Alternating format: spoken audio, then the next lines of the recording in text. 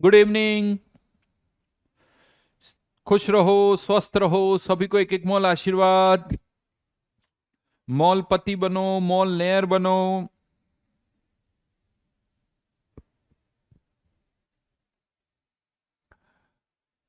वैसे आज एक और स्टेटमेंट है, बड़ा अच्छा लगा मुझे। एक जगह मैंने पढ़ा था कि व्यस्त रहो बट अस्त व्यस्त मत रहो। मतलब बहुत सारी जनता क्या होती कि बिना काम के बिजी है साहब, टाइम ही नहीं है हमारे पास। क्यों? क्योंकि वो क्या करते हैं, कोई भी काम प्लानिंग से नहीं करते हैं। पता नहीं होता कब कौन सा काम करना होता है। एक काम पूरा हुआ नहीं, बीच में था, दूसरा काम करने लग गए, फिर वो आधा हुआ, फिर पहले पर आ गए, यानी एक को आधा छोड़ा, फिर दूसरे को आधा किया, फिर पहले पर आ जाते हैं। तो वो जो ना कुछ प्लानिंग के साथ नहीं करते। तो सिस्टमेटिकली सारे काम करो, तो ये जो 24 आवर्स है ना, ये 24 आवर्स भी बहुत बड़े लगेंगे आपको। और एक यही हम अनसिस्टमेटिक होते हैं, तो ऐसा लगता है कि दिन भर ही कहीं चला जाता है, मुझे तो पता ही नहीं चलता। तो हम सिस्टमेटिकली वेल प्लानिंग के साथ सारी चीज़ें करें। कभी कभी देखो, ये फैक्ट है कि ऐसा भी नहीं कि आप 24 आवर्स में 48 आवर्स वाला काम कर लोगे, ऐसा भी देखो मुश्किल नहीं है। बहुत सारी जनता क्या सोचती है, आज ये भी कर लूंगा, ये भी कर लूंगा, ये भी कर लूंगा। एक ही दिन में बहुत कुछ प्लान कर लेते हैं, जब होता नहीं तो ऐसा लगता है सर मेरे से तो कुछ नहीं हो रहा। अरे भाई, वो पॉसिबल ही नहीं था।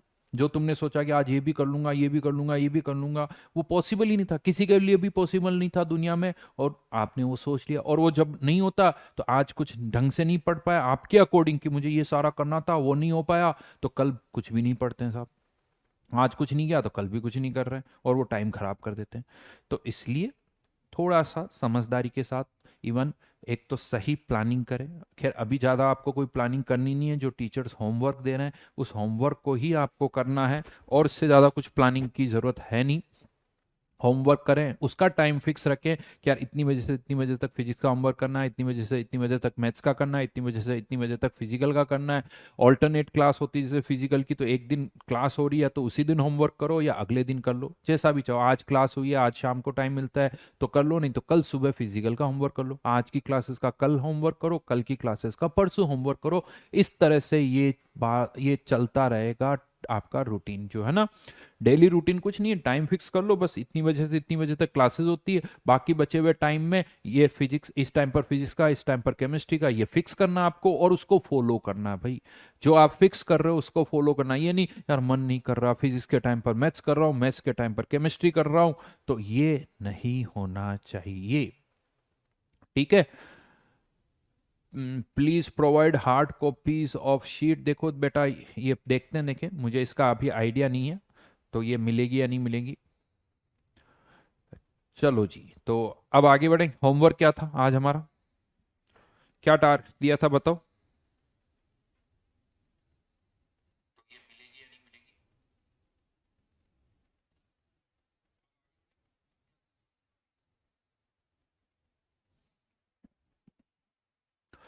ओ वन में कहां से कहां तक दिया था मैंने? ये क्या हो रहा है भाई?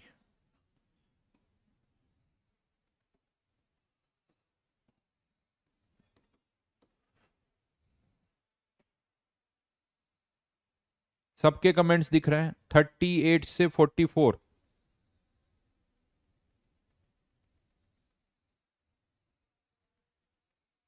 38 से 44, वेरी गुड। हो गए या बताने मुझे? वैसे मेरे पास फोटो भी खिंचा हुआ होगा नहीं?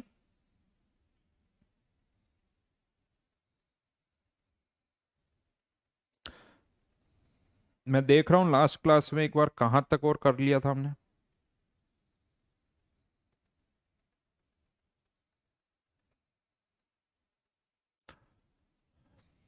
क्वेश्चन दिया था क्या मैंने एक? आसान थे। चलो एक बार देख लेता हूँ, पहले तो जो फोटो मैंने खींचा उसको देख लेता हूँ, ताकि होमवर्क क्या दिया है वो भी मुझे पता चल जाए।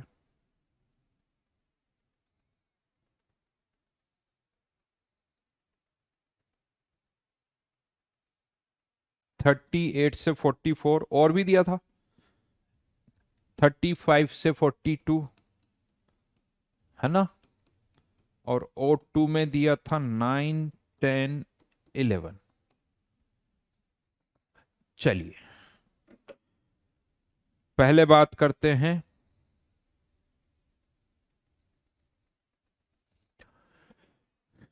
बोलिए, डाउट्स बोलिए। 38 से 44 में कोई डाउट है क्या?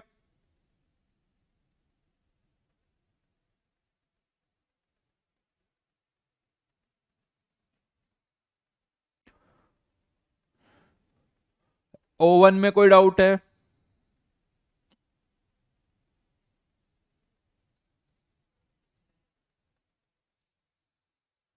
38 में डाउट है? यार कितना आसान क्वेश्चन है। क्वेश्चन नंबर 38, इनको हीट अप करेंगे तो मैग्नीशियम कार्बोनेट भी डिकम्पोज होगा, किसमें कन्वर्ट हो जाएगा? MgO प्लस CO2, और NaHCO3 भी डिकम्पोज होगा। और ये क्या देगा? Na2CO3 plus H2O plus CO2। इसके 2 मोल से इसका 1 मोल, इसका भी 1 मोल, इसका भी 1 मोल। मान लेते हैं मिक्सचर में इसके X मोल है, तो इसके कितने मान लेंगे? Y मोल, जो हम करते आ रहे हैं, कोई नई चीज नहीं है। इसके X मोल से CO2 के कितने बनेंगे? X मोल। X मोल से CO2 के भी X मोल। इसके Y मोल से इसका Y/2 और इसका भी Y/2 बनेगा। क्वेश्चन में क्या दे रखा है कि टोटल CO2 और H2O के मोल्स का रेशियो कितना है? 3:1। ये हमें क्वेश्चन में दे रखा है। और हमारे अकॉर्डिंग CO2 और H2O के कितने मोल्स बन रहे हैं? CO2 के X यहां से, Y/2 यहां से, तो X plus Y/2, X plus Y/2, ये CO2 के मोल्स हो गए। और H2O के कितने? Y/2। ये रेशियो 3:1। यहां से क्या पता चल गया आपको? X अपॉन वाई का रेशियो पता चल जाएगा। X और Y का रेशियो पता चल गया, यानी इनके मोल्स का रेशियो पता चल गया, परसेंटेज निकाल सकते हो। राइट। चलिए, क्वेश्चन नंबर 38 हो गया।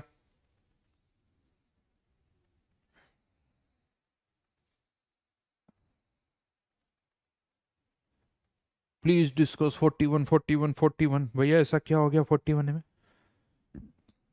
इस रिएक्शन की परसेंटेज यील्ड दे रखी 80%।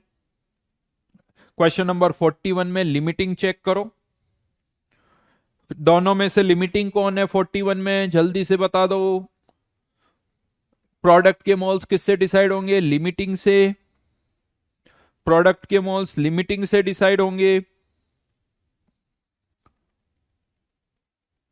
बस खत्म।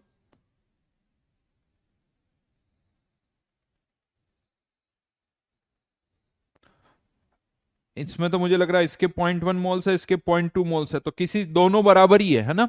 क्वेश्चन नंबर 41 में दोनों ही यूं कह दो लिमिटिंग है, दोनों पूरे रिएक्ट कर जाएंगे, दोनों पूरे रिएक्ट कर रहे हैं, तो बस 0.1 मोल से पॉइंट बैलेंस है रिएक्शन, या नहीं है? बैलेंस्ड ही है।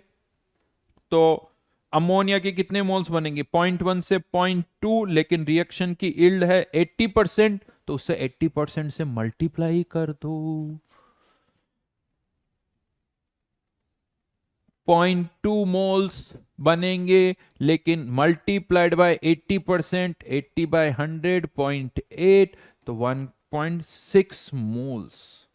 ये 1.6 मोल्स आए हैं। मास में कन्वर्ट करने के लिए 1.6 इंटू 17। That's it. मत पूछो यार ऐसे क्वेश्चन, ऐसे क्वेश्चन मत पूछो, अच्छा नहीं लगता। जो भी आ रहा हो 38 में कोई प्रॉब्लम नहीं।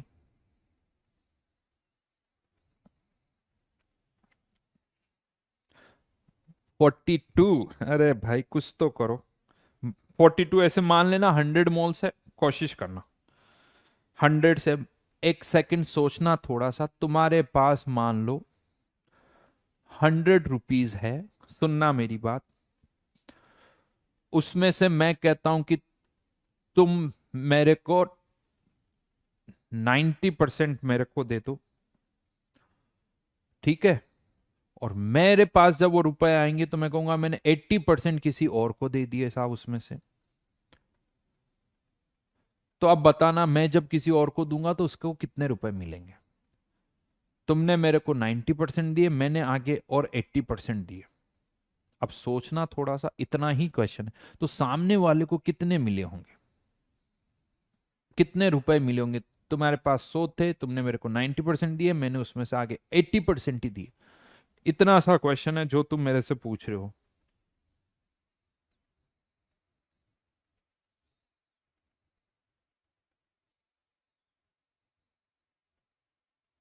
नहीं, हाँ, अरे मल्टीप्लाई करना है और कुछ नहीं करना। नेक्स्ट बोलिए। 40 कहां तक दिए थे? 44 तक है ना?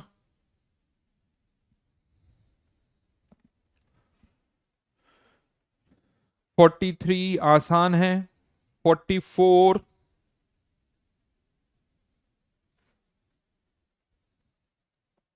क्या है क्वेश्चन? 44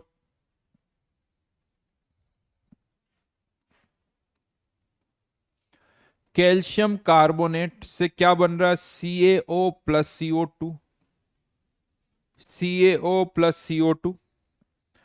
और इस CO2 को हम क्या कर रहे हैं? CO2 को यूज कर रहे हैं ताकि Na2CO3 से क्या बन जाए? Na2CO3।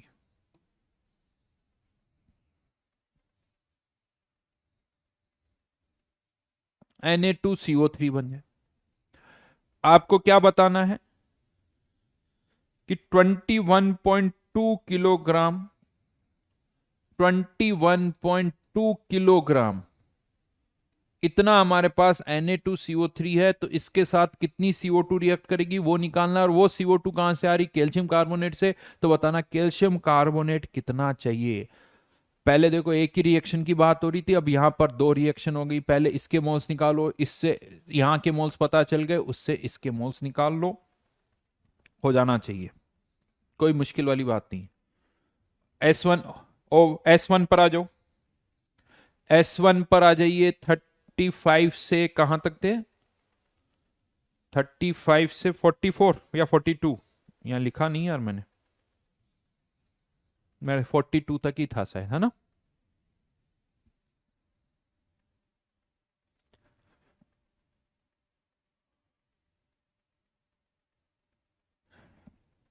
थर्टी फाइव में ही डाउट है? नहीं बता रहा। रेजिड्यू वर्ड पहले भी मैं बता चुका हूं। रेजिड्यू वर्ड में पहले भी बता चुका हूं। जो बचा हुआ है साफ साफ लिखा हुआ है, क्वेश्चन नंबर 35 खुद करो। 36 अभी क्वेश्चन उस तरह के भी बता चुका हूं। नहीं बता रहा हूं बेटा, कोई मतलब नहीं है मेरा पढ़ाने का, फिर कोई मतलब नहीं है। जब तुम्हें 35 36 इसी में डाउट है तो फिर क्यों पढ़ा रहा हूं मैं यहां पर? ये क्वेश्चन भी बता दो सर, ये भी बता दो, ये भी बता दो। यानी अभी कौन सा क्वेश्चन मैंने बता दिया, ये भी आप बता दो, फिर तुम्हें क्या करना है? तुम क्यों कर रहे हो भाई? एग्जाम भी मैं देके आ जाऊंगा, अलाउ करवा देना किसी से। सेम क्वेश्चन है, कुछ है ही नहीं। एक में एक्स मोल मानने, दूसरे में वाई मोल्स मानने, सर आप बता दो। खुद करो बेटा, यहां स्पून फीडिंग वाला काम बिल्कुल नहीं होगा। जो बताना था वो मैंने बता दिया। मिक्सचर से रिलेटेड सारी रिएक्शंस बता दी। अब तुम्हारी इच्छा है कि तुम इक्वेशन बनाओ, नहीं तो छोड़ देना।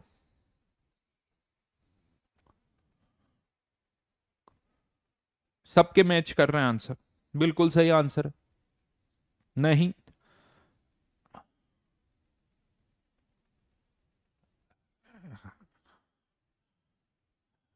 अच्छा, कोई पूछा सर क्या NaCl डीकंपोज होगा तो NaCl से CO2 मिल जाएगी? है बेटा, क्वेश्चन नंबर 36 में NaCl पहला क्वेश्चन आता है, NaCl डीकंपोज होगा या नहीं होगा, उससे क्या CO2 बन जाएगी क्या? तो यहां तो तुम्हें CO2 का मास दे रखा है, उसका NaCl से कोई लेना देना नहीं है।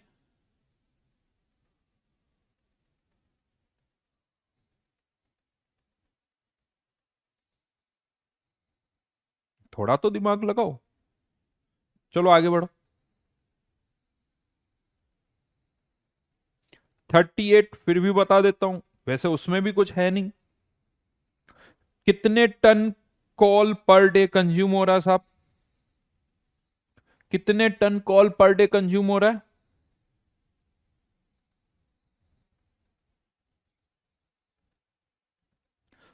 474 टन, 474 टन। या तो 10 की पावर 3 लगा दूं, या टन का मतलब किलोग्राम है तो 10 की पावर 6 ग्राम। इसमें सल्फर कितनी है, सल्फर कितनी है, इतने ग्राम कोल में सल्फर कितनी है? 1.3%। ये 1.3%, ये किसका मास आ गया? सल्फर का। डिवाइडेड बाय 32, ये क्या हो गया? सल्फर के मोल्स। किसके मोल्स? सल्फर के मोल्स आ गए साहब। सल्फर के मोल से अब क्या करेंगे? जितने मोल सल्फर के हैं वो किस में कन्वर्ट हो रहे हैं? SO2 में। तो सल्फर किस में कन्वर्ट हो रही है? SO2 में। तो 1 मोल सल्फर से SO2 के भी उतने ही मोल्स बनेंगे। SO2 के क्या पता चल गए? मोल्स। उससे SO2 का क्या निकालना है? मास। SO2 के मोल्स को 64 से मल्टीप्लाई कर दो, खत्म।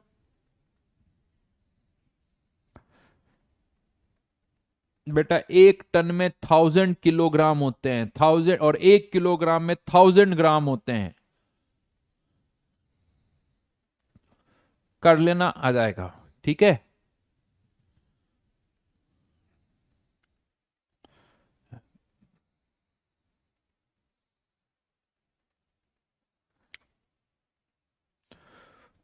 नहीं बता रहा, 39 भी नहीं बता रहा, 40 भी नहीं बता रहा।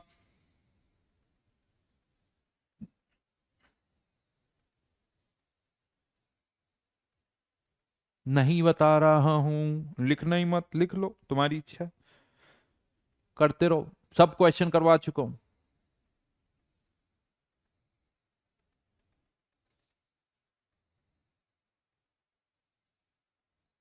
क्या अलग है 41 में? क्या अलग है?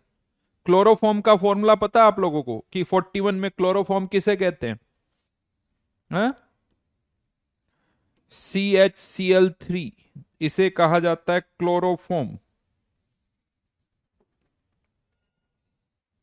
एसीटोन किसे कहते हैं? CH3COCH3, इसे कहा जाता है एसीटोन। चलो ये बता दिए, बस। अब तो कर लोगे। What is the weight of acetone required for producing? चलो लिख कर बता देता हूं। क्वेश्चन नंबर 41 में 2 times acetone plus 6CaOCl2 giving CaCH3COO whole twice plus 2 times CHCl3। बाकी की रिएक्शन लिख सकते हो, अभी हमें उससे कोई मतलब ही नहीं है, बैलेंस रिएक्शन दे रखी है। अब एक और चीज बताता हूं, सुन लो मेरी बात अच्छी तरह से। या तो मान लेते हैं इसके कितने मोल्स यूज करने पड़ेंगे? एक्स मोल। एक्स मॉल यूज करने पड़ेंगे, तो इसके एक्स मॉल से अगर इल्ड 100% हो तो इसके भी कितने बनेंगे? X mall. लेकिन इल्ड कितनी दे रखी है? 75%। तो 75% से मल्टीप्लाई कर दो, ये क्या आ गए? इसके मोल्स आ गए साहब। तो क्लोरोफॉर्म का मास कितना हो जाएगा? इसको 3/4 लिख देता हूं। 3/4 क्लोरोफॉर्म का मास, तो molecular mass of CHCl3 equals to कितना है? 30 ग्राम। मॉलिक्यूलर मास पुट कर दो, एक्स की वैल्यू आ जाएगी, एसीटोन के मोल्स आ जाएंगे, एसीटोन के मोल से एसीटोन का मास आ गया, बस।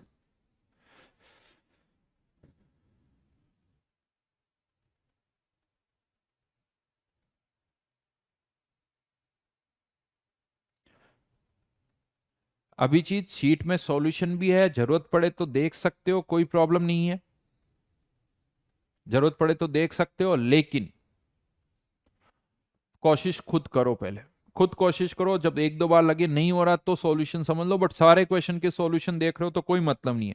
देखो इसमें बहुत क्लियर है, हर एक कैटेगरी के तीन तीन चार चार क्वेश्चन है, मिक्सर से रिलेटेड चार पांच क्वेश्चन है, लिमिटिंग के चार पांच क्वेश्चन है, हर एक कैटेगरी के दो दो क्वेश्चन मैं आपसे करवा चुका हूं। अब लिमिटिंग के मैं 5 क्वेश्चन करूं या 10 क्वेश्चन करूं फर्क नहीं पड़ता, मैं केवल एक क्वेश्चन बताता हूं, लेकिन फिर भी यहां पर 2 क्वेश्चन बताए, 2 क्वेश्चन बता दिए, लिमिटिंग के बहुत सारे क्वेश्चन बताए, तो बस और कुछ करना ही नहीं है आपको। अब ये थोड़ी लिमिटिंग का पहला क्वेश्चन भी बता दो सर, लिमिटिंग का दूसरा भी बता दो, लिमिटिंग का तीसरा भी बता दो, लिमिटिंग का चौथा भी बता दो, मिक्सचर का पहला भी आप बताओ, मिक्सचर का दूसरा भी बताओ, तीसरा भी बताओ, यील्ड का भी आप बता दो। ये क्या क्वेश्चन पूछा तुम लोगों ने, क्या पूछा इसमें, क्या है इसमें, मैंने इसके एक्स मोल लिखे, इसके इतने मोल्स बनेंगे, इतना मास होना चाहिए, दैट्स इट।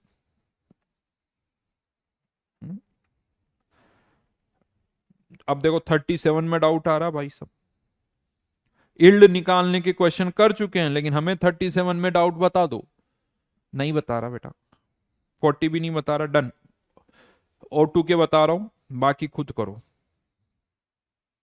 चलो O2 पर आ जाओ।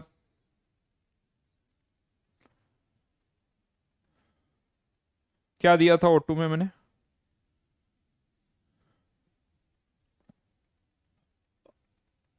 9 10 11, बोलिए। O2 में 9 10 11,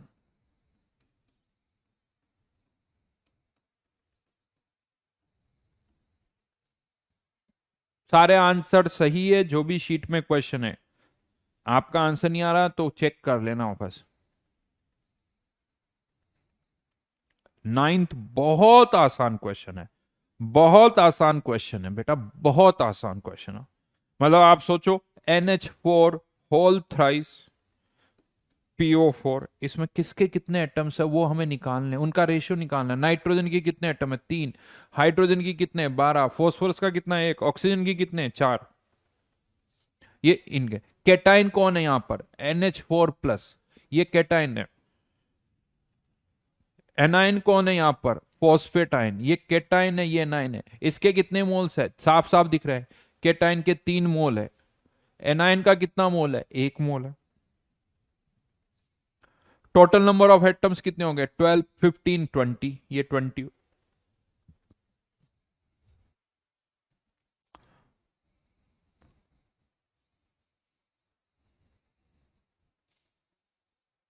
और क्या,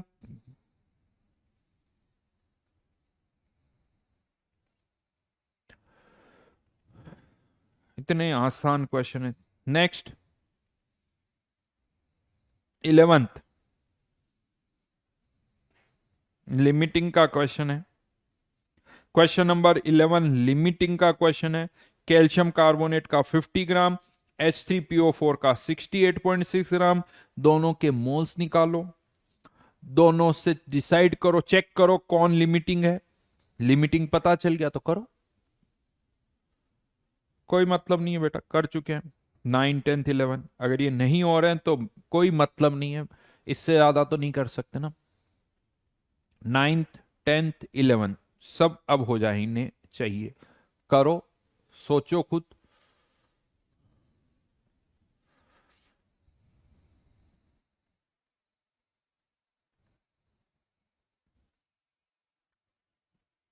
जो दिए हैं उतने ही करो बेटा, 9th 10th 11 दिए तो वही अटेम्प्ट करो, बाकी जो नहीं दिया उनको अटेम्प्ट मत करो।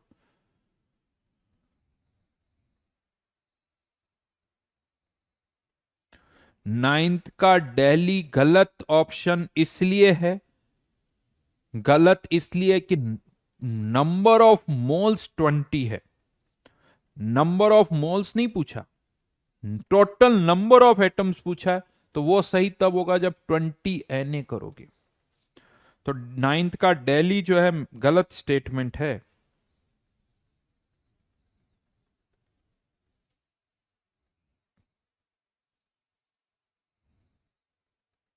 समझ में आई बात,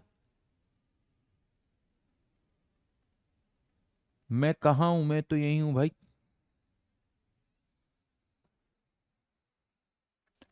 NCERT रीड मत करना, उससे कुछ भी नहीं होगा। इस चैप्टर में एनसीईआरटी पढ़ने से कोई फायदा नहीं मिलेगा।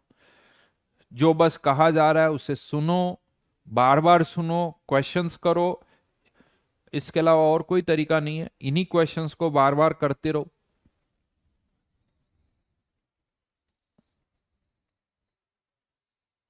How to improve any subject,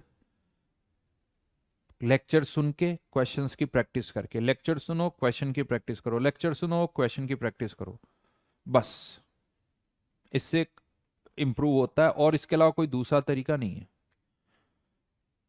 है ना। नीट सबको एनसीईआरटी तो पढ़नी होती है, एनसीईआरटी, लेकिन इस चैप्टर की एनसीईआरटी अभी नहीं पढ़नी है। तो लास्ट क्लास में मैं पैरल सिक्वेंशियल वाले क्वेश्चन करवा रहा था, है ना। कुछ क्वेश्चन दिया था क्या, होमवर्क दिया था क्या?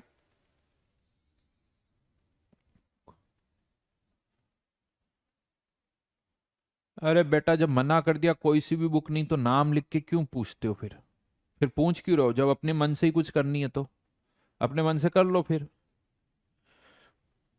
क्वेश्चन थोड़ी दिया था, एक लास्ट क्लास में हम पैरेलल वाला पार्ट डिस्कस कर रहे थे। हम्म। चलो एक क्वेश्चन दे रहा हूं।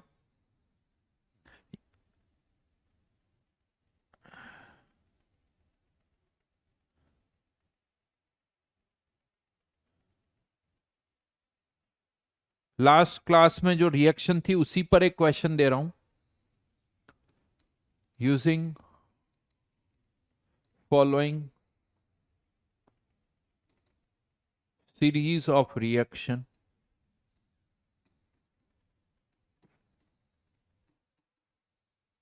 Find mass of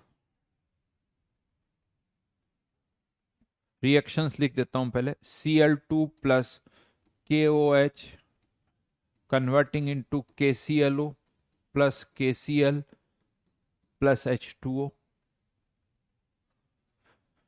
KClO converting into KClO3 plus KCl। याद आ रहा है कुछ दिया लास्ट क्लास में डिस्कस किया था, KClO3 converting into KClO4 plus KCl।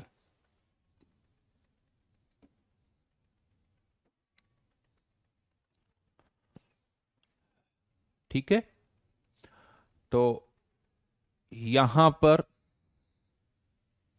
Question क्या है वो लिख रहा हूं मैं। फाइंड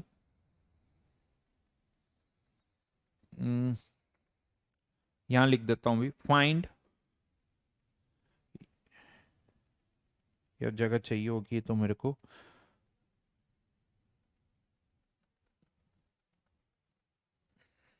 ठीक है।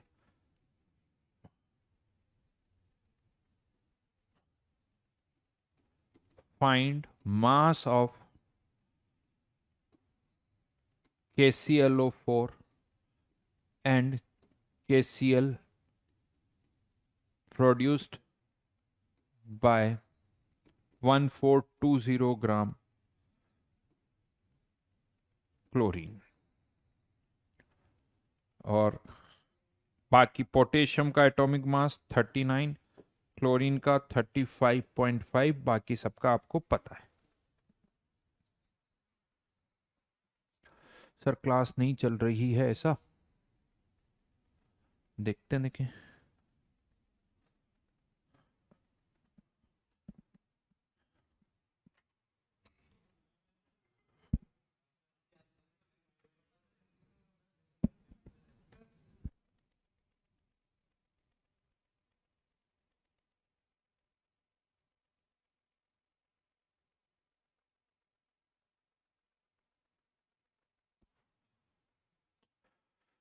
चल रही है, चल रही है, चलो जी ठीक है, करो ये क्वेश्चन करो।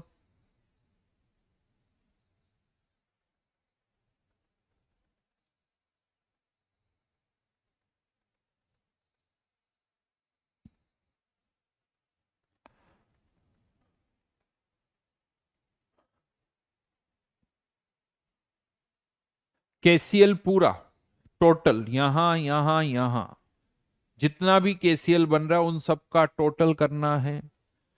KClO4 तो केवल यहीं से बन रहा है, बट KCl यहां से यहां से यहां से, तो तीनों का सम करना होगा।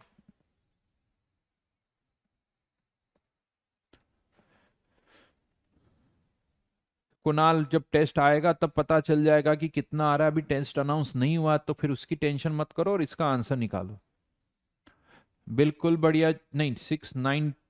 करो करो करो करो। दीपिका का आंसर आया है, मैं आंसर तो नहीं बोल रहा हूँ, बिल्कुल सही है, लेकिन दीपिका वेरी गुड।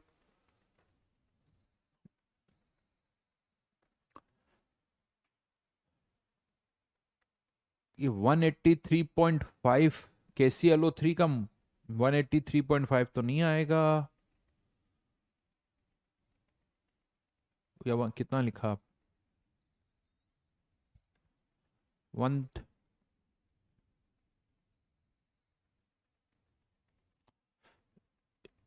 सुहेब का आंसर भी सही है।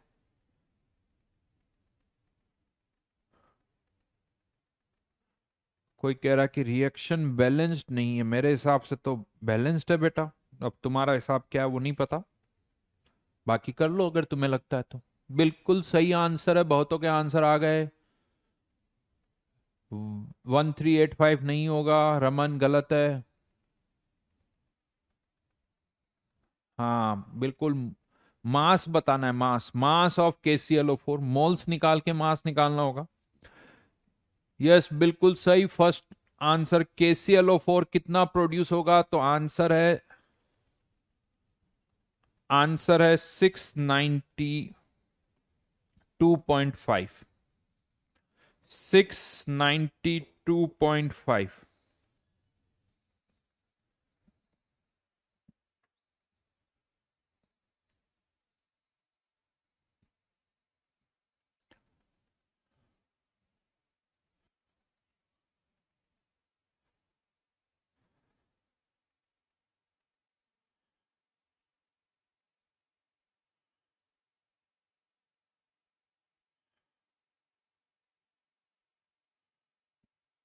चलिए करते हैं। वैसे बहुत सारा तो मैं लास्ट क्लास में समझा चुका हूं, लेकिन अगर इसके एक्स मोल्स है तो इससे इसके कितने बनेंगे? एक्स मोल। इसके भी कितने बनेंगे? एक्स मोल। इसके भी कितने बनेंगे? एक्स मोल।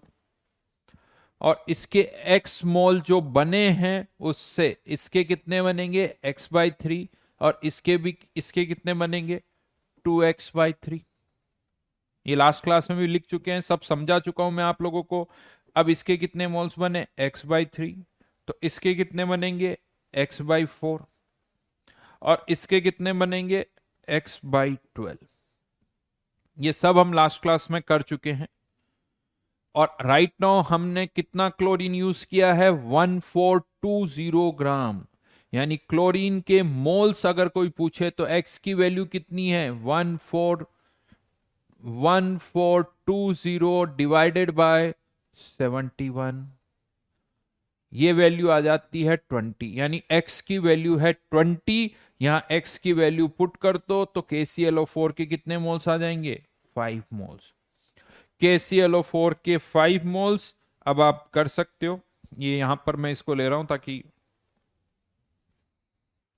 ये इसके 5 मोल्स आ गए। तो यहां पर, सॉरी,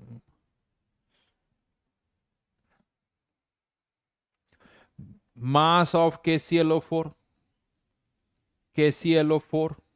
तो ये हो जाएगा 5 इंटू 138.5। इसको मल्टीप्लाई कर दो, ये 692.5 ग्राम।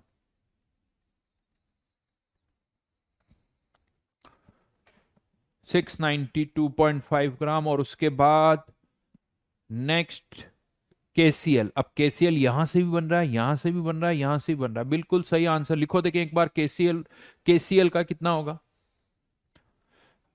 गौतमा 138.5 उसका मोलर मास है, उसे मास मत बोलो, मैंने पहले भी कहा है। मोलर मास को मोलर मास बोलो, मास को मास बोलो। दीपिका का आंसर बिल्कुल सही है। पृथ्वी नहीं, गड़बड़ हो रहा है। और किसका आंसर आया? लिखते जाओ। KCl का मास। वंश का सही है, सुजल का भी सही है, सारे नाम तो नहीं। अप्रीतम का भी सही है। एक्चुअली क्या होता है, कमेंट में देखता हूँ, जब तक नाम देखता हूँ ऊपर खिसक जाते हैं। अब कभी कभी ऐसा भी हो सकता है कि आंसर जिसका सही बोल रहा हूँ, नाम किसी और का बोल रहा हूँ, तो ऐसा हो सकता है भाई, क्योंकि वो स्क्रीन बहुत जल्दी मूव करती है। वैसे आंसर 2607.5 है, 2607.5 कैसे आया बता रहा हूं। तो यहां पर केसीएल के मोल्स की बात करें तो केसीएल के मोल्स तो पहली रिएक्शन से भी है, दूसरी रिएक्शन से भी है, x plus 2x/3 plus x/12। इसका सम करोगे तो ये आ जाएगा 12। एलसीएम ले लिया, ये फर्स्ट रिएक्शन मोल्स कर रहा हूं, फर्स्ट रिएक्शन से, सेकंड रिएक्शन से, थर्ड रिएक्शन से। तो 12 प्लस कितना हो गया 8 प्लस 1 यानी 21/12x। और x की वैल्यू है 20, तो यहां पर मैं x की वैल्यू पुट कर देता हूं 20, तो ये मोल्स आ जाएंगे 35। तो मास ऑफ केसीएल कितना हो जाएगा 35 इंटू 74.5 विच इज 2607.5 ग्राम।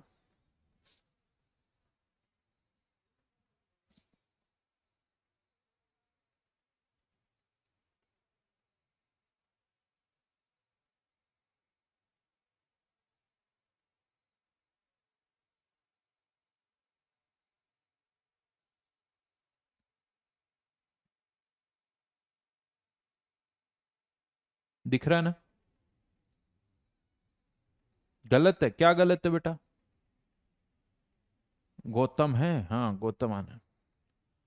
2607 सही है। नहीं है, प्रोडक्ट नहीं आएगा। 35 को करो मल्टीप्लाई, 35 इंटू 74.5।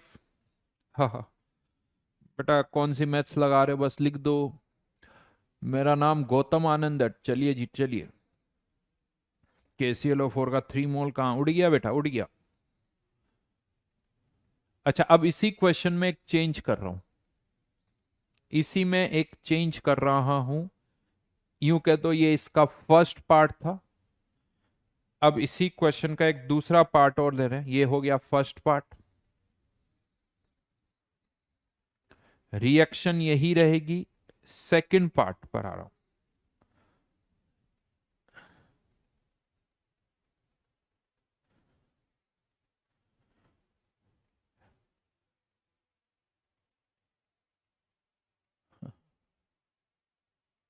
फाइव कहाँ से आ गया? बड़ा मुश्किल काम है बेटा। फाइव कहाँ से आ गया? कुछ तो देखो, फिर से देखना। एक्स की वैल्यू 20, यहाँ 20 पुट करूंगा तो 5 आएगा, और क्या होगा? नहीं आएगा। चलिए आगे बढ़ते हैं। अब इन्हीं क्वेश्चन में मैं परसेंटेज यील्ड को मिक्स कर रहा हूं। राइट नाउ ये आंसर तब आया जब इसकी यील्ड भी 100%, इसकी यील्ड भी 100% और इसकी यील्ड भी 100% है। अगर यील्ड 100% नहीं होगी तो क्या होगा? तो अब इसी का एक पार्ट मैं आपको दे रहा हूं, उसी क्वेश्चन का पार्ट दे रहा हूं। फाइंड मोल्स पर दे देता हूं, moles of KClO4 produced in above reactions if percentage yield of first, second and third reaction are 50%, 25% and 20% respectively. बाकी सब कुछ वैसा का वैसा ही है, बाकी सब कुछ वैसा का वैसा ही है। 50%, 25% और 20% अगर यील्ड है तो क्या होगा? हाँ हाँ हाँ। प्रतिष्ठा ने पूछा सर 71 कहाँ से आया? किसी ने पूछा 74। अरे बेटा बोल बोल के थक गया। 71, 74 जब भी मल्टीप्लाई कर रहे होते हैं तो मोलर मास से डिवाइड करते हैं या मोलर मास से मल्टीप्लाई करते हैं यार। थोड़ा तो सोचो, इधर से उधर है, थोड़ा तो सोचो। मान लो सामने एक मिठाई की शॉप है, एक पिज्जा बर्गर की शॉप है, और लिखा आपके हाथ में, किसी के हाथ में एक मिठाई का सैंपल है, तो मिठाई कौन सी शॉप से लाए हैं? ये पूछोगे, सामने एक मिठाई की शॉप है, एक पिज्जा बर्गर की, लेकिन फिर भी पूछोगे। तो जब मैं मल्टीप्लाई कर रहा हूं तो यहाँ मल्टीप्लाई किससे करते हैं, डिवाइड किससे करते हैं, ज्यादातर मोलर मास से। निकालो किसका मोलर मास। अरे 71 बोलते ही समझ में आ जाना चाहिए कि यार 71 तो क्लोरीन का मोलिकुलर मास है, 74.5 किसका मोलिकुलर मास है, ये तो बोलते ही समझ में आना चाहिए। उस पर भी क्वेश्चन है, लिखा हुआ था मैंने पोटेशियम का 39, क्लोरीन का 35.4। आप सोचो ना कौन से दो डेटा को ऐड करूंगा तो 74.5 आ जाएंगे। पोटेशियम का एटॉमिक मास है 39, क्लोरीन का है 35.5, 30.5, इसको ऐड करोगे तो आ जाता है 74.5। Cl2 में दो क्लोरीन के एटम है, एक का 35.5, तो दो को ऐड करोगे तो 71 आ जाएगा। और क्या है, दैट्स इट। यानी ये तो डेटा बोलते ही समझ में आ जाना चाहिए। बिल्कुल सही आंसर आ रहा है, बहुत बढ़िया बहुत बढ़िया, बहुतों के आंसर आ गए। चलो ये देख के अच्छा लगता है कि कुछ जनता इसी में अटकी पड़ी अभी तक कि 74 क्या है, कुछ जनता इसमें अटकी पड़ी 71 क्या है, और कुछ जनता इस क्वेश्चन का भी आंसर निकाल रही है। वो इस क्वेश्चन का आंसर निकाल चुकी है, और कुछ जनता को यही नहीं समझ में आ रहा है कि ये 74.5 क्या लिख दिया सर ने। बहुत बढ़िया बहुत बढ़िया। उज्जवल का सही है, आयुष का सही है, प्रीत का सही है, सोनाक्षी का सही है, अभिनव का भी सही है, और भी सही है।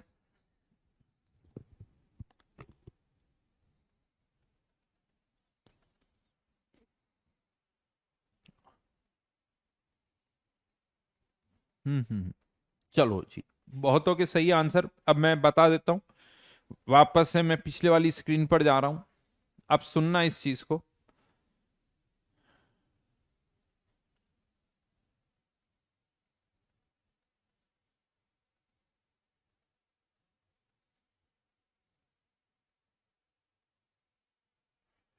ये पहले तो अनलार्ज हो गई थी यार।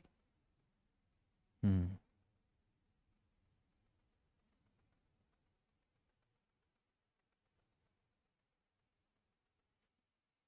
ना, यहां पर अब मैं कुछ इरेज कर रहा हूं, ये सारी चीजें यहां से हटा रहा हूं।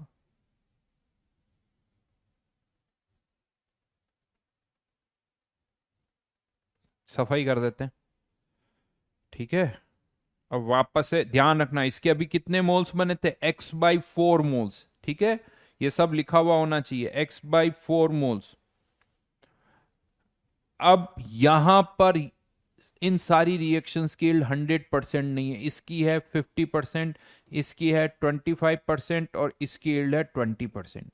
अब अगर इसके एक्स मोल्स है तो इसके एक्स मोल तो तब बनेंगे ना जब इल्ड 100% है। अगर इल्ड 50% है तो इल्ड से क्या कर दो 50/100, यानी ये वैल्यू कितनी आ गई 1/2। तो अब हमारे पास KClO के, अब हमारे पास KClO के एक्स मोल्स नहीं बन रहे हैं, अब हमारे पास इसके x इंटू 1/2 मोल्स है। तो यहां पर भी क्या लिखोगे, x इंटू 1/2, x/1/2। अब इससे KClO3 के कितने बनेंगे, फिर से वही वाली बात, अगर रिएक्शन की यील्ड 100% है तो 1/3 और x/1/2, क्योंकि अब ये x/1/2 मोल्स है तो x/1/2 तो ऐसे ही आएगा ही आएगा। 1/3 और आ गया, लेकिन ये भी तब है जब इस रिएक्शन की यील्ड 100% है, लेकिन इस रिएक्शन की यील्ड भी 25% है। तो यहां पर 25/100, यानी एक और फैक्टर कौन सा आ गया 1/4 वाला। ये फर्स्ट रिएक्शन की यील्ड, ये सेकंड रिएक्शन की यील्ड। इससे ये समझ में आ रहा है कि क्या हो रहा है, यहां पर केवल एक रिएक्शन हुई तो फर्स्ट रिएक्शन की यील्ड से मल्टीप्लाई हो गया, दो रिएक्शन हुई तो सेकंड रिएक्शन की यील्ड से मल्टीप्लाई हो गया। अब हमारे पास इसके मोल्स है 1/3, x/1/2 × 1/4।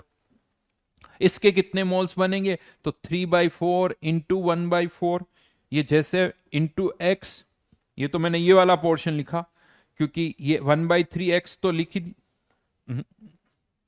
1/3, 1/3x, 3/4, लेकिन अभी ये 1/2 1/4 लिखना पड़ेगा, 1/2 1/4। लेकिन अब इस रिएक्शन की यील्ड से भी ये चीज मल्टीप्लाई हो जाएगी, तो इस रिएक्शन की यील्ड कितनी है 1/5। यानी यहां से हम अगर इन तीनों डेटा को देखें, ये वाला पार्ट अलग से चेक करो, ये वैल्यू तो वापस से कितनी आ गई x/4, लेकिन ये मल्टीप्लाई किससे हो रहा है 1/2, 1/4 और 1/5 से, जो कि क्या है फर्स्ट रिएक्शन की यील्ड, सेकंड रिएक्शन की यील्ड, थर्ड रिएक्शन की यील्ड। अब यहां क्या होता है, ये बहुत सारा यूं कह दो कि खिचपिच हो रहा है, क्योंकि वही वाली चीज बार बार लिख रहे हैं। तो एक तरह से इससे देख के ये समझ में आ रहा है कि इसको ऐसे ना लिखो, जो आंसर x/4 पहले आया था वो तो हमें पता ही है, x/4। अब कुछ नहीं करना, वो x/4 कहां से आता है, यहां से स्टार्ट करने के बाद यहां आया था। तो आपको कुछ नहीं करना है, उस x/4 को फर्स्ट रिएक्शन की यील्ड से, सेकंड रिएक्शन की यील्ड से और थर्ड रिएक्शन की यील्ड से क्या कर दो, मल्टीप्लाई कर दो। यानी ये फर्स्ट रिएक्शन की यील्ड, ये सेकंड रिएक्शन की यील्ड, ये थर्ड रिएक्शन की यील्ड। तो मैं शॉर्ट में ऐसे कह सकता हूं कि जो आंसर था x/4 वो तो लिख ही दो, इसको ऐसे कर रहा हूं, यील्ड 1 फर्स्ट रिएक्शन की यील्ड, सेकंड रिएक्शन की यील्ड, और ये क्या थर्ड रिएक्शन की यील्ड। ये क्या आ जाएंगे मोल्स ऑफ KClO4। यहां पर मोल्स x की वैल्यू कितनी थी, क्लोरीन के moles 20 divided by 4, first reaction की यील्ड 1/2, सेकंड रिएक्शन की 1/4, थर्ड रिएक्शन की 1/5। तो ये यहां से आंसर आ गया 1/8। बस सीधा सीधा यही आपको करना है, और कुछ भी दिमाग नहीं लगाना है, इतना सा ही आपको करना है। और देखो, मैं इस तरह के क्वेश्चन के और कुछ और नाम भी बोल सकता हूं, कुछ और मेथड भी बता सकता हूं, लेकिन ये बेस्ट तरीका है जो मैं आपको बता रहा हूं। और किसी तरीके से कोई करता है तो हमें उससे कोई मतलब नहीं है, हमें केवल ये तरीका आना चाहिए, अच्छी तरह से आना चाहिए। कहीं कहीं ऐसा होता है यार, इस क्वेश्चन को देखो ऐसे भी कर सकते हैं, ऐसे भी कर सकते हैं, दो तरीके होते हैं, तीन तरीके होते हैं, लेकिन अगर उनमें से एक तरीका जो कि हमेशा हम यूज कर सकते हैं और जो ज्यादा अच्छा है, तो फिर बाकी के तरीकों की कोई जरूरत नहीं है। कहीं कहीं हम जो दो या तीन तरीके करते हैं ना, तो उसमें लगता है यार ये ज्यादा अच्छा है, कभी ये ज्यादा अच्छा होता है, तो दोनों पता होने चाहिए। लेकिन हमेशा ही अगर ये वाला तरीका अच्छा, तो बस वही पता होना चाहिए, दूसरे मेथड्स की कोई जरूरत नहीं होनी चाहिए। तो ये 1/8 मोल्स आ गए यहां पर इल्ड। इस तरह से आप इस चीज को कर सकते हो। और इसमें भी एक छोटी सी चीज और बताता हूं, ये जो इतना लिख रहे हो ना, अगर आप चाहते हो नहीं सर ये भी नहीं लिखना चाहता मैं, इसमें भी एक छोटी सी चीज और बता रहा हूं आपको। चलो इसको एज इट इज रहने देते हैं, मैं जल्दी से एक बार ये रिएक्शंस लिख देता हूं, क्योंकि कभी कभी क्वेश्चन में क्या होता है, ये रिएक्शंस ऐसे गिवन होती है। सुनना अच्छी तरह से, एक ही बार में समझ लेना, ताकि थोड़ा और स्पीड से हम ये सब कर सके। ये सब बैलेंस्ड होनी चाहिए reactions. KClO 3 times KClO3 plus twice KCl, और फिर KClO3 4 times 3 times KClO4 plus KCl।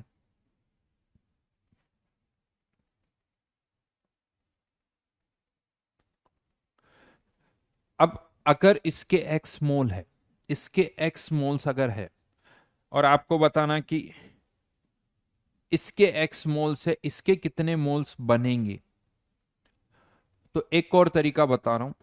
Moles of KClO4 equals two moles of Cl2, यहां से स्टार्ट किया, मोल्स ऑफ Cl2 इनटू, क्या करना आपको, सुनना अच्छी तरह से, Cl2 से किसके मोल्स निकलेंगे, KClO के। तो यहां पर क्या करना है, stoichiometric coefficient of KClO4 KClO divided by, किससे रिलेट करना है, Cl2 से, तो स्टोइक्योमेट्रिक कोफिशिएंट ऑफ Cl2। ये राइट नाउ ये भी 1 है, ये भी 1 है, तो 1:1 आ जाएगा। उसके बाद अब हम यूं सोच लो कि हमारे पास किसके मोल्स आ गए, KClO के। किसके मोल्स आ गए, KClO के। अब KClO को किससे रिलेट करना है, KClO3 से। तो इन दोनों के stoichiometric coefficient of KClO3 upon stoichiometric coefficient of KClO। फिर एक और क्या फैक्टर आ जाएगा, stoichiometric coefficient of KClO4 divided by stoichiometric coefficient of KClO3। तीन रिएक्शन है, तीन फैक्टर से मल्टीप्लाई कर दिया, और ये तब है जब सबकी इल्ड 100% है। अगर इल्ड 100% नहीं है तो हर रिएक्शन के साथ उसकी इल्ड से भी मल्टीप्लाई करते जाओ। यानी यहां पर ये इसके एक्स मोल है, इसका कोफिशिएंट 1, इसका भी 1, 1/1, इसका कोफिशिएंट 1, ये 1, इसका कोफिशिएंट 3, ये 1/3, इसका कोफिशिएंट 3, इसका 4, ये 3/4।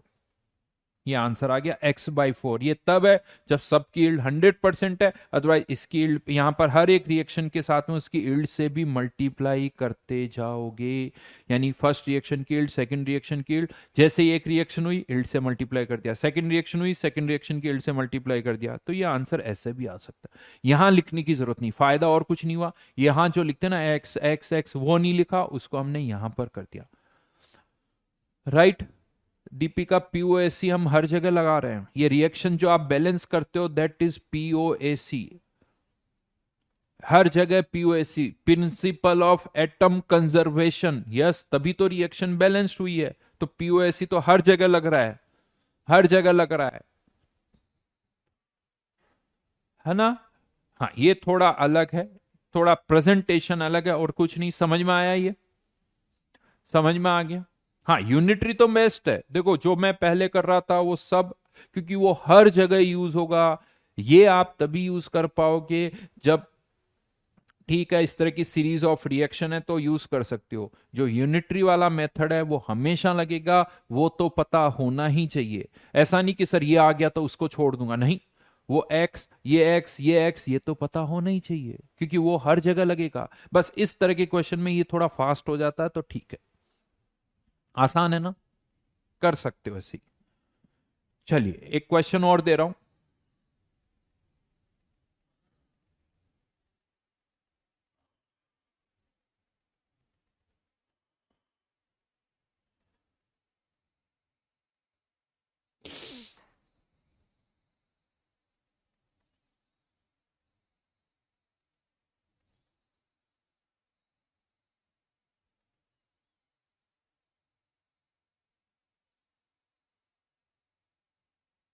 इसमें एक पार्ट और ऐड कर देना।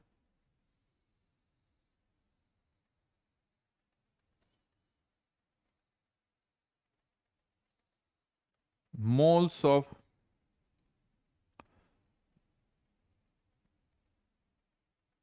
चलो इसको भी ऐसे ही करो, फिर देखता हूं, इसी का मैं एक और पार्ट दूंगा।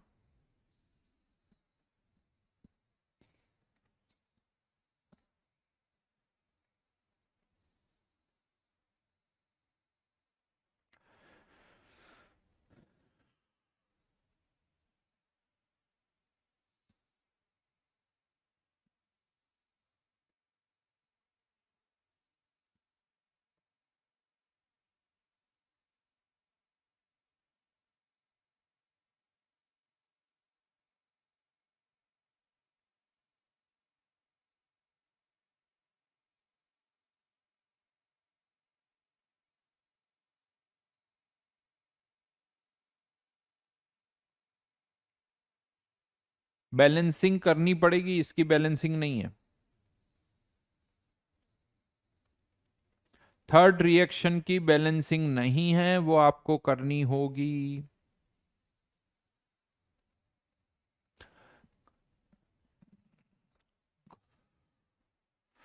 बेटा आलोक, मैंने जो पूछा उसका आंसर दो।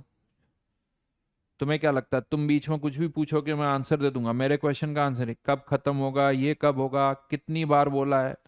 जेई तो, जेई वालों से पूछा कभी जेई कब होगा, पता है ना? तो उससे पहले कोर्स कंप्लीट हो जाएगा। फोकस इस पर करो।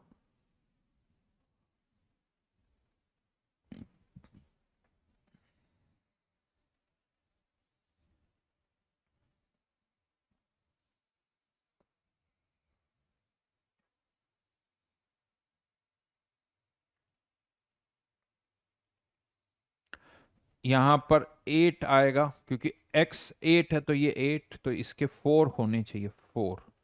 और यहां पर ये भी 4, तो ये 12, 8 + 4 12, ये ऐसे बैलेंसिंग हो जाएगी। इसका 4, इसका 8 और इसका 4।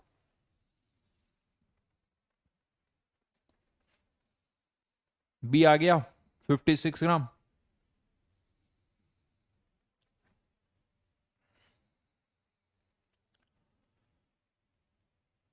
मान लो इस मेटल के हम कितने मोल्स लेते हैं, एक्स मोल्स,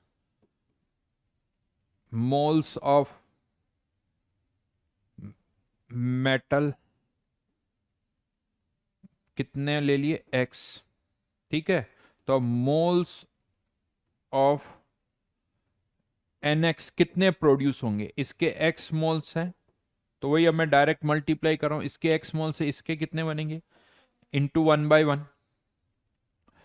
उसके बाद M3X8 के कितने बनेंगे, इंटू 1/3।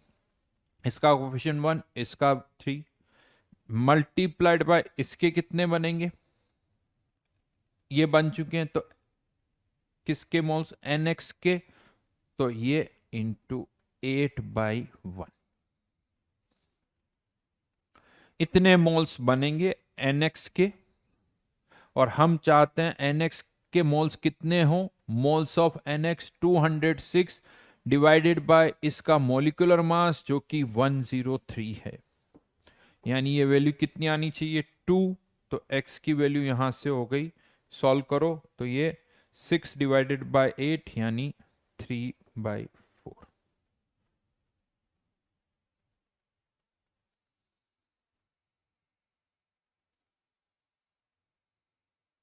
ये क्या आ गए, मोल्स। मास निकालना है तो 3/4, तो ये इंटू 56 विच इज 42 ग्राम, यानी आंसर बॉम्बे नहीं आएगा, आंसर यहां पर आगरा आएगा।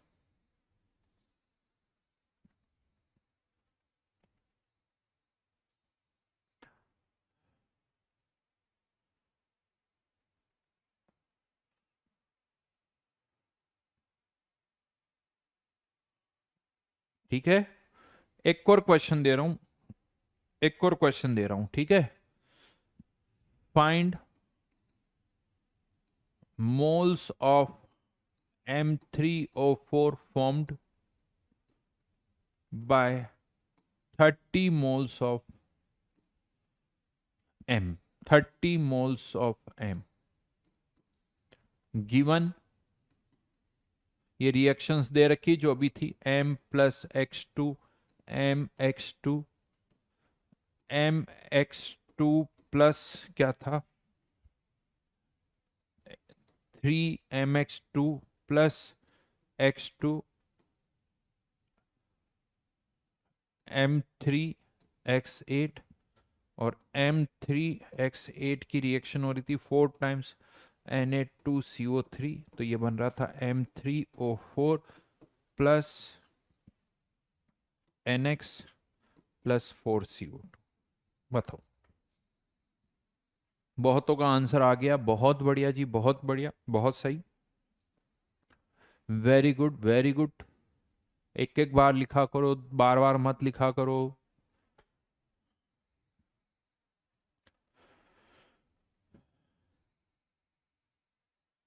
बिल्कुल सही।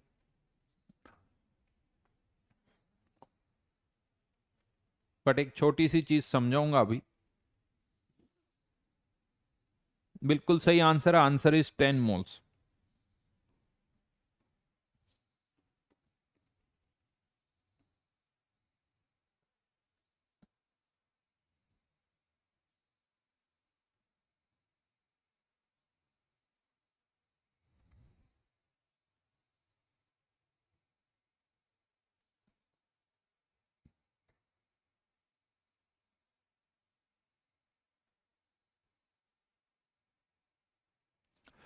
चलो जी, अब यहां पर एक तरीका तो वही है कि अगर इसके 10 इन्हीं इसके 30 मोल्स है तो आप क्या लिखोगे, इसके 30 बनेंगे, इसके 30 से इसके 10 बनेंगे, और इसके 10 से इसके 10 बने। लेकिन इतना भी करने की जरूरत नहीं है, क्यों नहीं है उसका कारण मैं आपको बताता हूं। एक्चुअली यहां से देखो तो ये जो M है ना, M, वो M पूरा किस में चला गया, MX2 में। अब M के जितने एटम्स यहां होंगे उतने ही यहां होंगे, यानी M के जितने मोल्स यहां होंगे उतने ही इस कंपाउंड में भी M के उतने ही मोल्स होंगे। अब वो जो M है वो पूरा का पूरा M3X8 में चला गया, तो जितने मोल्स M के यहां होंगे, M के, ध्यान रखना इस कंपाउंड की बात नहीं करो, एम के उतने ही मोल्स यहां पर भी होंगे, वो निकाल सकते हो। अगर इस कंपाउंड के 10 मोल्स है तो एम के यहां पर भी कितने मोल्स होंगे 30, एम के यहां पर भी कितने मोल्स है 30, एम के यहां पर भी कितने मोल्स है 30, और वही एम पूरा का पूरा यहां जा रहा है। यानी ये जो m जितना भी आपने यहां लिया है, अल्टीमेटली ये m कहीं और नहीं जा रहा है, पूरा का पूरा कहां कन्वर्ट हो रहा है, M3O4 में। तो रादर देन मैं इतनी सारी स्टेप्स लिखूं, अल्टीमेटली तो ये m पूरा का पूरा यहीं जा रहा है ना, कि जितने मोल्स m के यहां हैं वो पूरे M3O4 में कन्वर्ट हो गए। तो अगर मुझे इस m के मोल्स पता है और M3O4 के निकालने हैं, ऑक्सीजन कहीं और से आ रही होगी, ये आप कह सकते हो कहीं और से ऑक्सीजन आ रही होगी, हमें अभी केवल किससे मतलब है, m से मतलब है। तो यहां पर आप केवल इस m को बैलेंस करो, ऑक्सीजन को बैलेंस ही मत करो। यानी इसके 30 मोल्स और 3 से 1 तो 30 से कितने बन जाएंगे, 30 इंटू 1/3 यानी 10 मोल्स।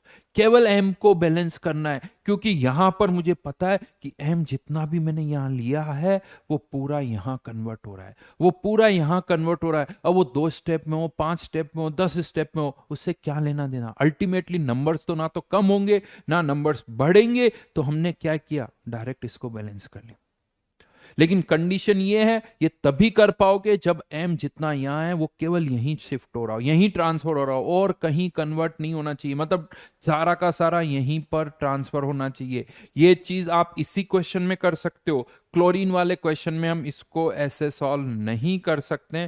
क्लोरीन वाले क्वेश्चन में क्यों नहीं कर सकता हूं इस तरह से, क्योंकि उसका कारण यह है कि क्लोरीन में जो क्लोरीन हम यूज कर रहे हैं वो पूरी KClO4 में नहीं जा रही, वो कुछ KCl में भी जा रही है।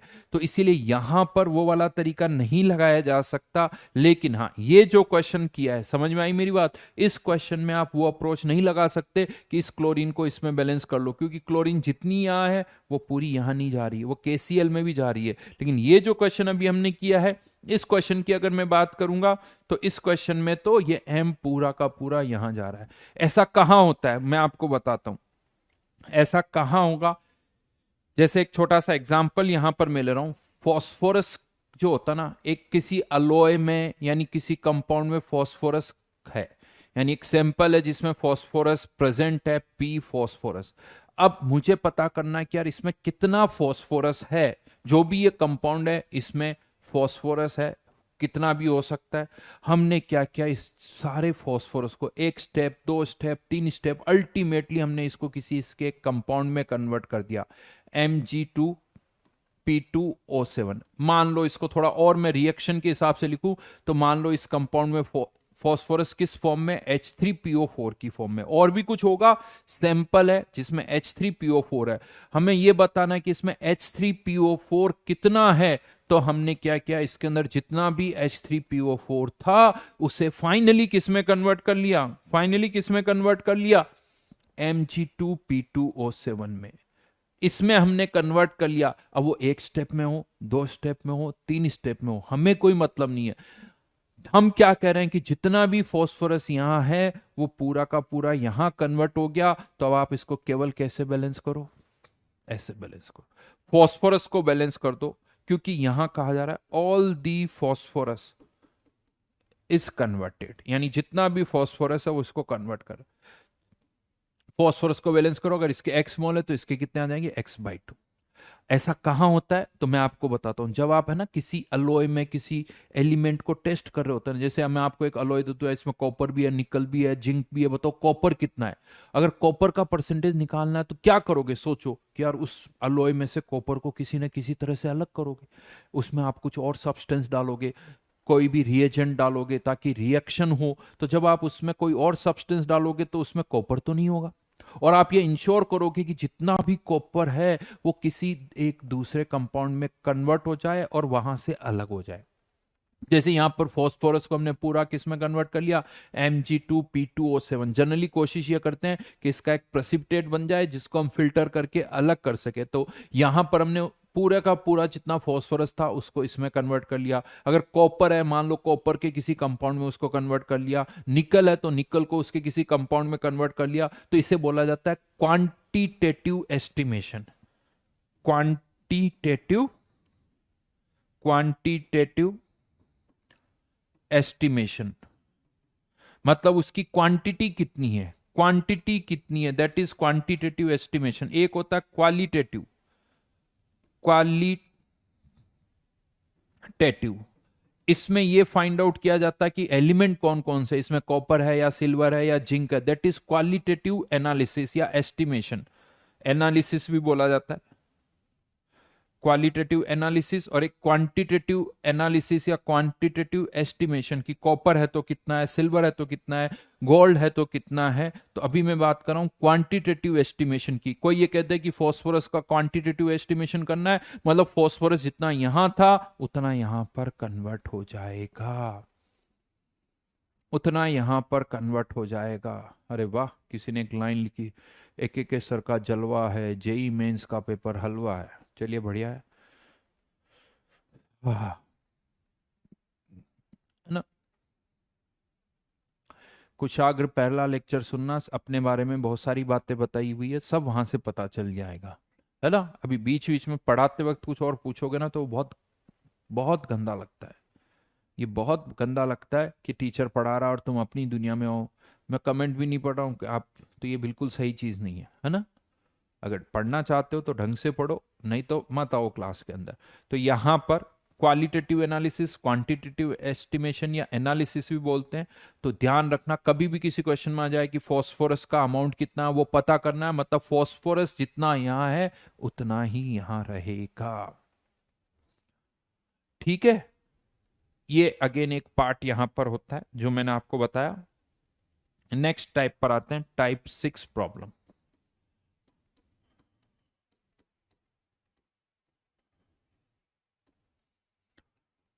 प्रॉब्लम्स रिलेटेड विथ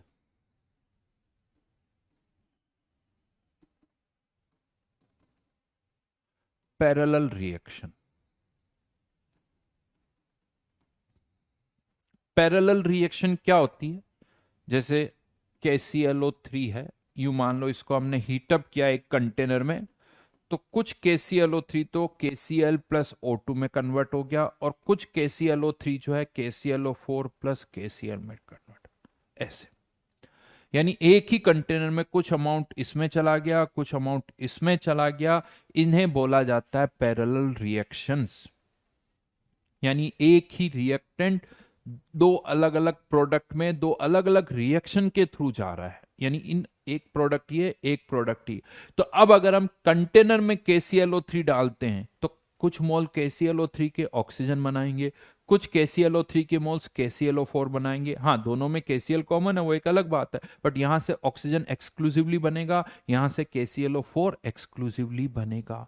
इन्हें बोला जाता है पैरेलल रिएक्शन। ऐसे और भी एग्जांपल है, कार्बन प्लस ऑक्सीजन रिएक्ट करके CO भी बनाते हैं, कार्बन प्लस ऑक्सीजन रिएक्ट करके CO2 भी बनाते हैं।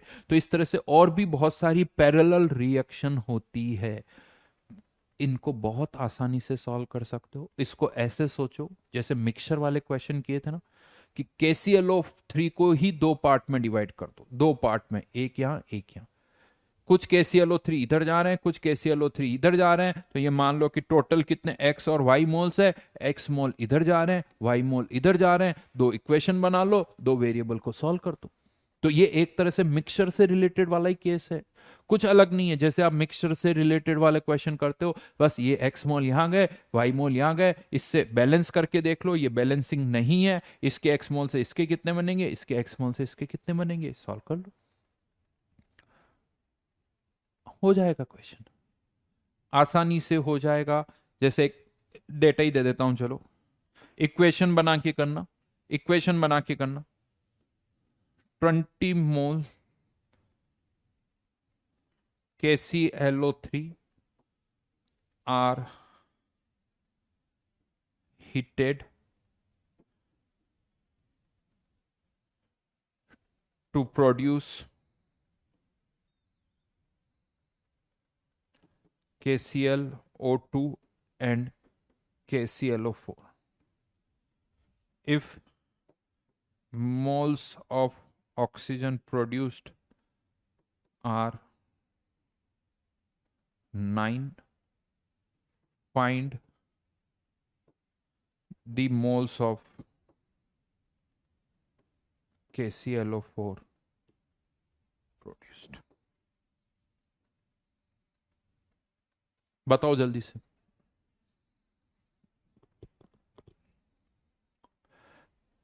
कनिष्क क्वेश्चन करो, क्वेश्चन जब करेंगे सब और समझ में आ जाएगा। बैलेंस्ड नहीं है, ध्यान रखना,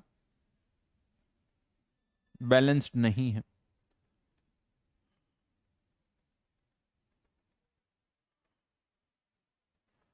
CO2 को ड्राई आइस भी कहते हैं।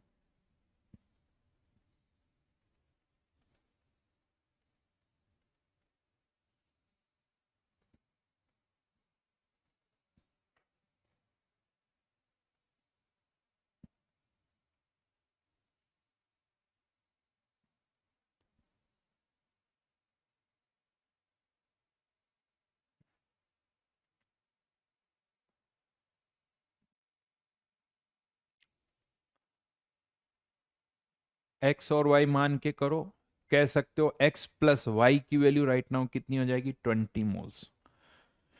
एक्स प्लस वाई की वैल्यू कितनी हो जाएगी,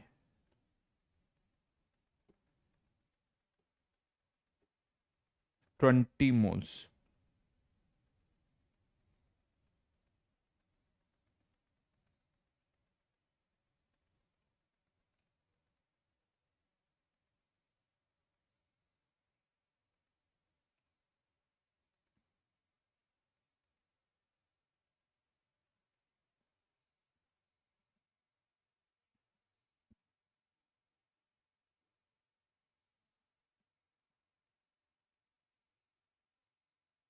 सब सही लिखा हुआ है, जहां जो लिख, बिल्कुल सही है।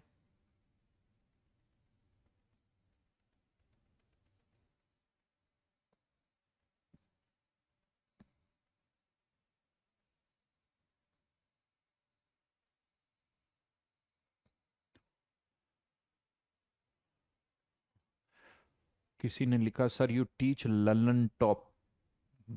थोड़ा सा लल्लन टॉप वर्ड से समझ नहीं रहा हूं यार मैं।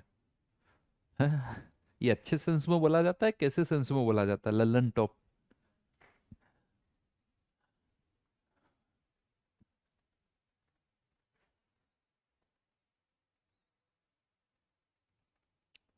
टॉप वर्ड से तो मतलब निकालूं तो अच्छा लगता है मुझे, लेकिन ये आगे लल्लन जो है ना बड़ा, लल्लन टॉप। अच्छा, लल्लन टॉप का मतलब एक नंबर है। ओके, अब ठीक है भाई। मुझे लगा लल्लन टॉप मतलब लल्लू टॉप है। अच्छे सेंस में, चलो जी, अच्छे सेंस में इस क्वेश्चन को सॉल्व कर लेते हैं। तो चलिए, एक्स और वाई मोल्स रिएक्शन को बैलेंस करें। तो यहां पर 2, ये 2 और ये 3, इसको बैलेंस करें, ये 4 और ये 3। तो हमें इसके एक्स मोल मान रहे हैं, इधर कंज्यूम हो रहे हैं, वाई मोल यहां कंज्यूम हो रहे हैं, तो इसके एक्स मोल से इसके एक्स और इसके बनेंगे 3/2x। इसके वाई मोल से इसके 3/4y और इसके y/4, ये बन जाएंगे। अब हमें इक्वेशन बनानी है, तो यहां पर देखो ये दे रखा है ऑक्सीजन के कितने मोल्स बन रहे हैं हमारे अकॉर्डिंग, 3/2x। क्वेश्चन में दे रखा है कि ऑक्सीजन के कितने मोल्स बन रहे हैं, 9। तो x इक्वल्स टू 6, यानी 6 मोल्स तो KClO3 के यहां कंज्यूम हो गए, राइट। दूसरा, अब आप कह सकते हो टोटल KClO3 के कितने मोल्स कंज्यूम हो रहे हैं, 20। 20 में से x की वैल्यू कितनी है, 6, तो y की वैल्यू कितनी हो जाएगी, 14।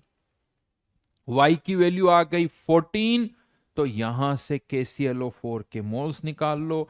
KClO4 के मोल्स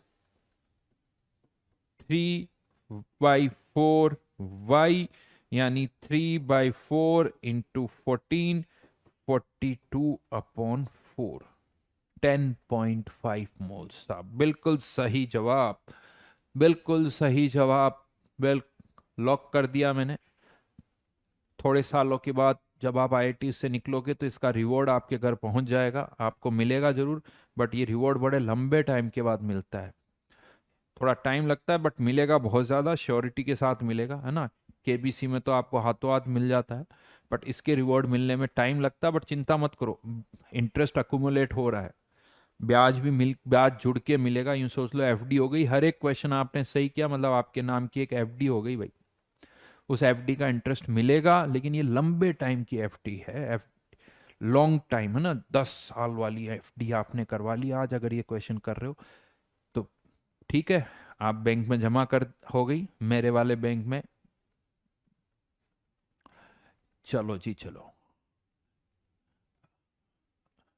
एक लक्ष्य शर्मा, कोई नाम लिख रहा है, तो उसे देख के वैसे एक लक्ष्य शर्मा की याद आती है, जिसकी 10th रैंक आई थी, और उसने एस्ट्रो ओलंपियाड भी गया था वो मेरे हिसाब से। एस्ट्रो ओलंपियाड में एग्जैक्टली नॉट श्योर, बट हाँ कुछ मेडल आया था। वो सिल्वर गोल्ड क्या है वो नहीं पता, बट जरूर आया था। तो ये पैरेलल रिएक्शन वाला एक क्वेश्चन है। एक और क्वेश्चन दे देता हूं इसी पर based. 12 gram carbon reacts to with 20 gram oxygen to produce both CO and CO2. Find mass of CO and CO2 produced. Reaction इसको भी मिक्सचर की तरह ही करना है, मिक्सचर की तरह ही करना है आपको। एक रिएक्शन से CO, दूसरे से CO2। कार्बन का मास दे रखा है 12 ग्राम, ऑक्सीजन का मास दे रखा है 20 ग्राम। इन दोनों के मासेस बताने हैं आपको, इन दोनों के मासेस बताने हैं। Anya please help me. Jatin Chirag फेलोर आपका, चिराग फेलोर आपका स्टूडेंट था क्या? एक एक सर है तो। आदित्य बेटा सब समझ में आएगा, थोड़ी और प्रैक्टिस करो। एक एक सर है तो डरने की क्या बात है, बिल्कुल आएगी बेटा, बिल्कुल आएगी, मेहनत करो, छोड़ो मत। छोड़ने से तो देखो कुछ नहीं होगा। ये सोचो कि ये मैं करके ही रहूंगा, क्योंकि आप सोचो बहुत सारे स्टूडेंट्स कर रहे हैं ना, तो आप क्यों नहीं कर सकते यार? वो भी यही सुन रहे हैं, आप भी यही सुन रहे हो, वो आंसर दे पा रहे हैं तो आप भी दे सकते हो। तो कोशिश करो, ऐसा नहीं नहीं होगा, लगे रहो। जल्दी से अब इसका आंसर बताओ। Find mass of CO and CO2 produced.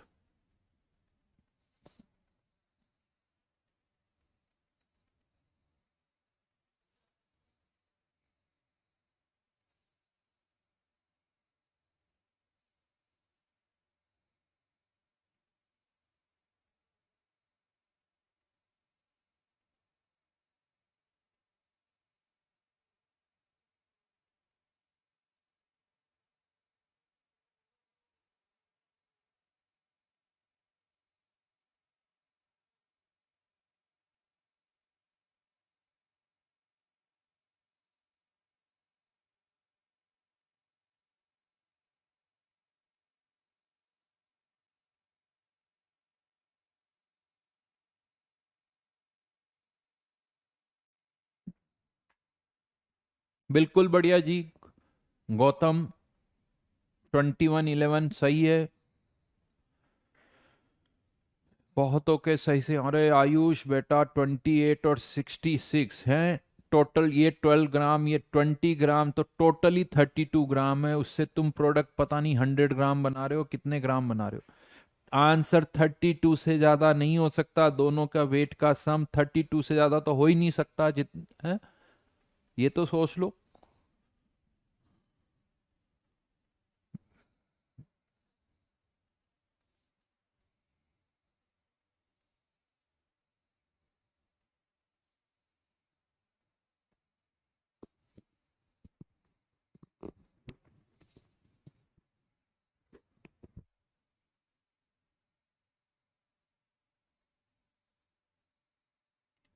बेटा कोई कह रहा सर हिंदी मीडियम है, क्वेश्चन समझ में नहीं आ रहा। देखो मैं आपको बता दूं, जब 97 में मैं कोचिंग के लिए आया था ना, तो मैं भी हिंदी मीडियम से था। मटेरियल सारा हमें इंग्लिश में मिलता था, सब कुछ इंग्लिश के थ्रू ही हमें करना पड़ता था। क्लास में भी जैसे यहाँ पढ़ाया जा रहा है वैसे ही हमें पढ़ाया जाता था। फॉर योर इंफॉर्मेशन, मैं भी राजकीय उच्च माध्यमिक विद्यालय से ही पढ़ा हुआ हूँ। हिंदी मीडियम स्कूल था, एफर्ट्स लगाओ, सब समझ में आएगा। मुश्किल होती है, कोई बात नहीं, लेकिन धीरे धीरे सब आदत पड़ जाएगी। ज़्यादा एफर्ट्स लगाओ, अगर आप हिंदी मीडियम से हो तो एफर्ट्स थोड़ी और बढ़ाओ, कोशिश करो कि मैं कर सकता हूँ।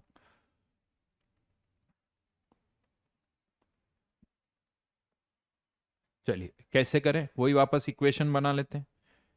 एक्स मोल और इसके वाई मोल, टोटल कार्बन ही कितना हमारे पास 12 ग्राम। तो एक इक्वेशन तो यहां से बन जाएगी कि एक्स मोल कार्बन यहां रिएक्ट कर रहा है, वाई मोल यहां रिएक्ट कर रहा है, तो टोटल एक्स प्लस वाई हो गया 1। 1 और 1 माइनस एक्स भी मान सकते हो, कोई प्रॉब्लम नहीं, इसके 1 मोल तो इसके 1 माइनस एक्स, बट हम हमेशा ही ऐसे करते आ रहे हैं, इसीलिए एक्स प्लस वाई 1। अब इसके एक्स मोल के साथ इसके एक्स रिएक्ट करेंगे, वाई के साथ वाई बाई 2 रिएक्ट करेंगे। चाहो तो इनके भी लिख सकते हो, इसके कितने बनेंगे एक्स और इसके कितने बनेंगे वाई। अब हमें दे रखा है कि ऑक्सीजन कितनी कंज्यूम हो रही है, 20 ग्राम। कितनी ऑक्सीजन कंज्यूम हो रही है, 20 ग्राम, यानी x प्लस वाई बाई 2। या तो इसको, ये मोल्स है, इसको मास में कन्वर्ट कर दो, या जो मास है उसको मोल्स में, यानी 20/32 which is 5/8, which is 5/8। Solve कर लो, ये दो इक्वेशन है, सब्ट्रैक्ट कर लो, तो y बाई 2 इक्वल्स टू यहां से आ जाएगा 3/8, यानी y की वैल्यू आ गई, y की वैल्यू आ जाएगी 3/4, x की वैल्यू आ जाएगी 1/4। ये क्या आ गए, इनके मोल्स, x और y की वैल्यू पता चल गई, यानी कार्बन के 1/4 मोल तो CO2 में जा रहे हैं, 3/4 मोल CO में जा रहे हैं। अब कार्बन के कितने मोल्स हैं, CO2 के कितने मोल्स हैं, x, और वो वैल्यू किसके बराबर है, 1/4। तो मास निकालने के लिए किससे मल्टीप्लाई करोगे, मास ऑफ CO2, तो 1/4 इंटू 44, 1/4 इंटू 44।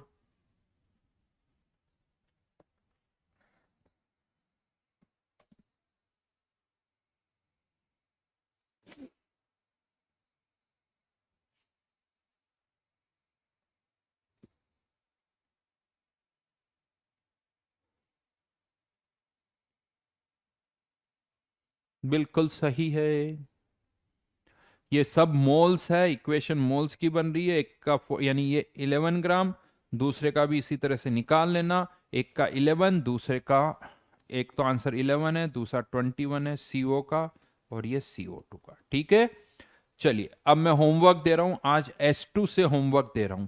टफ क्वेश्चन नहीं है, देखो मोल कॉन्सेप्ट सिंपल है, मोल कॉन्सेप्ट में आप क्वेश्चन कर सकते हो। तो चलिए अब मैं आज जो होमवर्क दे रहा हूं वो आपको S2 के दे रहा हूं, 1 से 10। 1 से 10, थोड़ा सोचो, कुछ तो आसान है, हो जाएंगे, ऐसा नहीं नहीं होंगे, थोड़ी एफर्ट्स लगाओ। कुछ क्वेश्चन तो ऐसा लगेगा कि यार ये तो S1 से भी आसान है, तो ऐसे क्वेश्चन भी मिलेंगे, कुछ थोड़े हो सकते हैं। तो S2 से क्वेश्चन होमवर्क दे रहा हूं, S2 से होमवर्क दे रहा हूं। बेटा बिल्कुल सही अभिजीत, ये लाइन सही लिखी कि सर कॉन्सेप्ट क्लियरिटी नहीं आ रही तो क्या इसी शीट को 2-3 बार करूं। बिल्कुल बेटा, यही बोल रहा हूं, बार बार करो, जब मैं समझा रहा हूं तो समझ में आ रहा है तो खुद से वापस से करो, उन्हीं क्वेश्चन को फिर से करो, अपने आप समझ में आ जाएगा।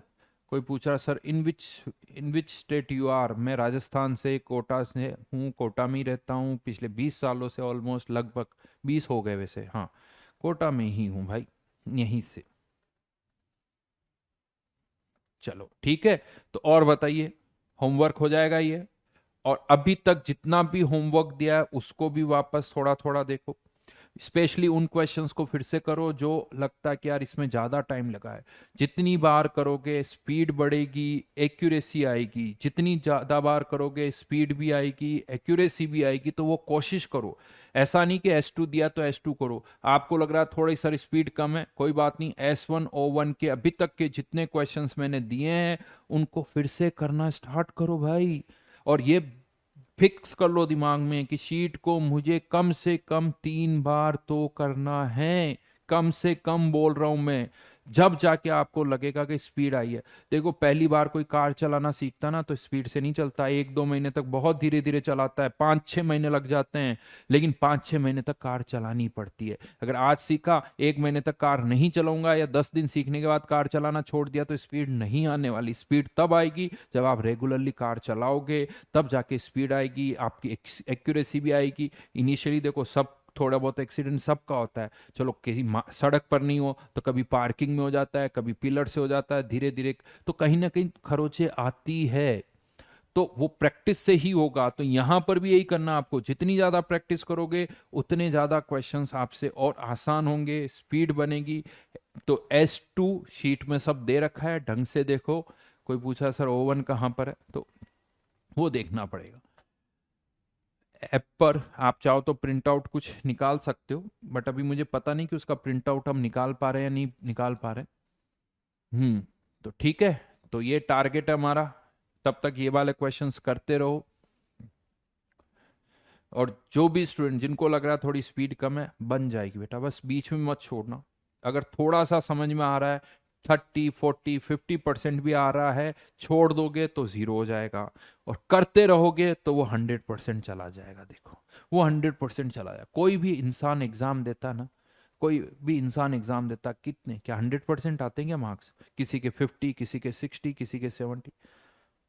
अरे बहुतों की स्टोरी सुनोगे तब आपको पता ना, मोदी जी एक टाइम पर क्या करते थे आप सबको पता है दुनिया में, आज कहाँ है सब पता है।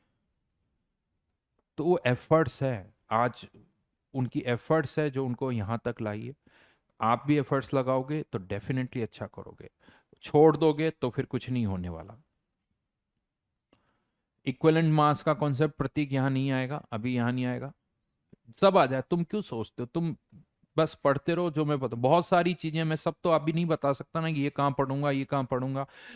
सारा सिलेबस कंप्लीट होगा, तुम्हें लगेगा सर ने और ये और पढ़ाया ही पढ़ाया, तो कम कुछ नहीं पढ़ेंगे हम, बहुत कुछ पढ़ेंगे, बहुत सारे क्वेश्चन सॉल्व करेंगे।